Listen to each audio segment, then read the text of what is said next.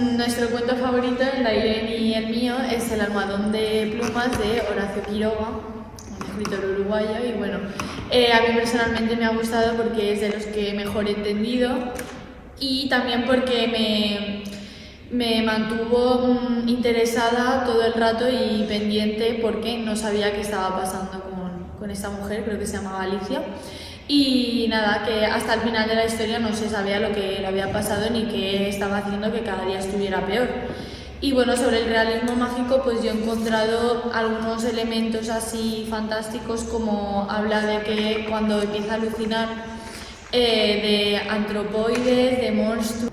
Como bien ha comentado Marina, podemos ver el misterio, que hasta el final, como no encontramos el que le pasa, y elementos mágicos como que en una almohada encuentres un bicho que te está chupando la sangre.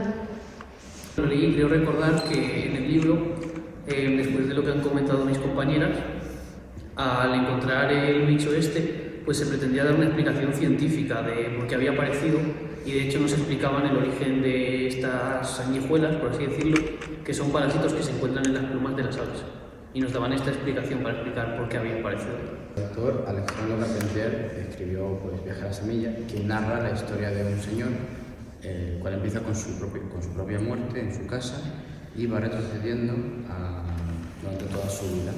Y me ha gustado, primero por la línea de continuidad que empieza desde el final, de alguna manera, y nos va llevando que el verdadero final es el principio de la vida de este señor. Realismo mágico, como mucho lo que he podido ver ha sido los cambios de tiempo. No he encontrado nada más diferente. Bueno, La casa de Asterión, de, si no me equivoco, Jorge Luis Borges. Bueno, como ya comentamos antes, relata una historia que al final de un protagonista, con un narrador en primera persona, que nos va relatando pues cómo es su casa y cuál es su situación, hasta que al final pues se nos dice que este protagonista, por decirlo así, es el Minotauro del laberinto de Creta. Y pues lo que más me sorprendió es justo esto mismo, que quien protagoniza la historia no es un héroe o un dios o una persona que acompañe a este tipo de protagonistas, sino que es justamente uno de los que supuestamente debería ser pues como villano de los comúnmente protagonistas. Justamente esto mismo es una de las cosas de las características del realismo mágico que aparecen, que se muestre un mito. Yo creo que también impacta eso de que se piense que siempre ha sido el malo él, cuando en la historia cuenta que se matan solos, o sea, que él no asesina a nadie, ¿no? Entonces no pone resistencia al último debido a que, bueno, es que no ha tenido que poner resistencia con ninguno. Entonces, bueno, se ve como que el monstruo es el que en las otras historias es el héroe. Por eso Al principio de la obra como que no lo intenta ocultar el cuento. Empieza a contar la obra como si donde estuviese fuese un palacio, pasillos, no concreta que fuese el propio laberinto del mito. Y es al final cuando te das cuenta que es el Minotauro, cuando aparece el nombre de Teseo y explica el contexto de cómo se encuentra el Minotauro. lo cuenta con una cárcel en teoría para él. A ver, sí, pero es como, da igual si te meten en una jaula de ahora, pero sigues en una jaula, pues él es lo mismo, lo están metiendo en un partido que parece palacio, pero para él es una cárcel. Donde lo están haciendo que sea el malo. Pero él podía salir en cualquier momento, lo que no quería salir porque aún así la gente lo iba a tratar mal fuera de ese lugar. Claro, porque se habían inventado una historia sobre él de que todo era malo, que mataba gente y hacía todo mal, entonces no quería como al final salir y seguir siendo el malo. ¿Y quién divulgaba esa historia falsa? Toda la gente divulgaba porque... No, porque ninguno salía. Claro, pues por eso decía que lo había pasado. Pero si no lo saben. Pues se crean rumores y se crean los rumores. Es que si ves una persona dentro del laberinto y no sale y sabes que hay un Minotauro dentro... Claro, no puede ser. No puedes estar 100% seguro de que haya algo ahí. A lo mejor ha podido pasar otra cosa. Es que de hecho eso es lo que te hace plantearte la historia, ¿no? Al fin y al cabo. Es decir, te hace replantearte si lo que te han contado es verdad o no. Es decir, también tiene eso, te hace ser un poco más crítico, ¿no? Eso. La historia de No oyes ladrar a los perros de Juan Rulfo fue mi favorita personalmente, en tanto que el detalle este de que se escuchan a los perros ladrar de fondo a lo largo de todo el camino que hace el padre anciano con su hijo a cuestas, este detalle acaba completando la historia al final de todo el cuento, puesto que dice al final: oye hijo, no oyes ladrar a los perros de verdad. Y el hijo no responde. Y ahí es cuando nos acabamos pensando en que por qué el hijo no responde, si es porque realmente ha muerto de la herida que tenía o si realmente por conciencia propia. Deja ahí un final como ciertamente abierto. Y el elemento del realismo mágico, pues quizá el hecho de que un señor, porque se nos describe que el padre era bastante mayor, lleve a lo largo de un camino tan largo a un hijo que está prácticamente moribundo con ese peso. La Migala, escrito por Juan José Arreola, un mexicano.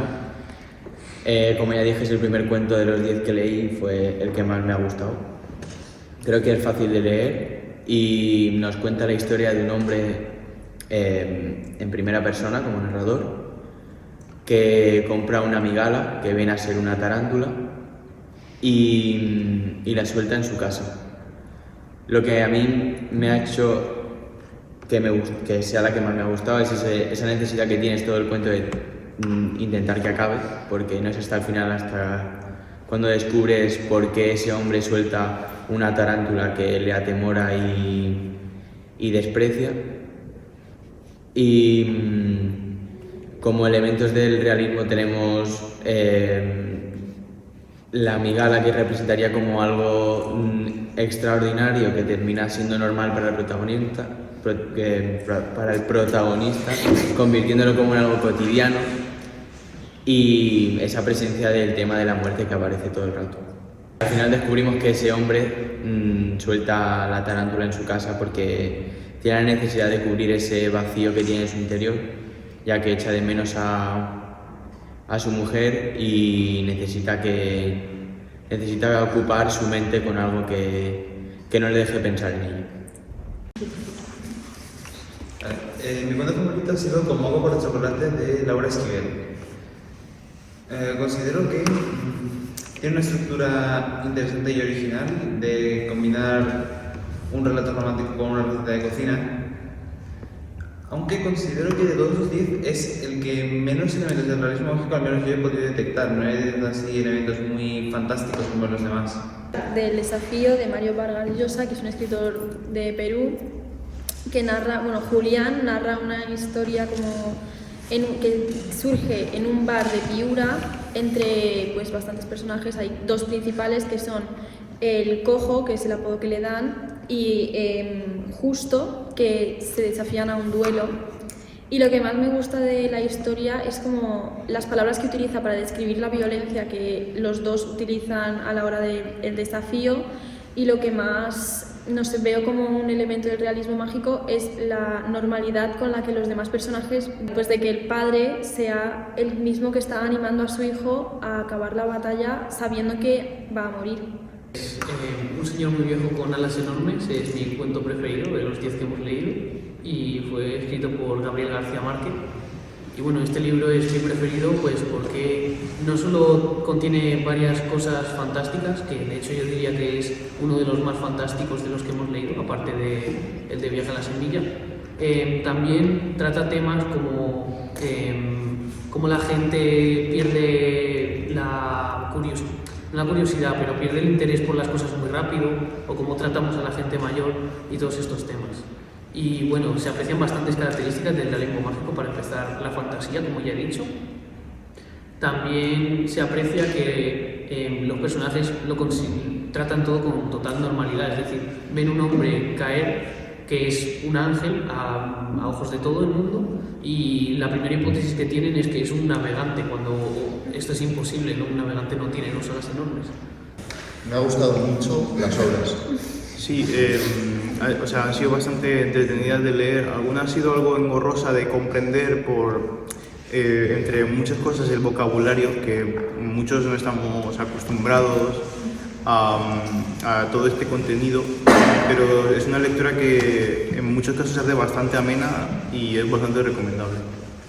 Yo diría que los lectores del realismo mágico son, ante todo, que recompensan el esfuerzo, ¿no? Porque, como ha dicho mi compañero, la lees, muchas veces no lo entiendes, yo he sido el primero, la verdad, pero cuando lo acabas entendiendo es como que sientes muchísima satisfacción, porque has entendido una historia y esa historia te acaba gustando y te acaba interesando y te sientes, no orgulloso, ¿no? Pero algo así por haberla entendido.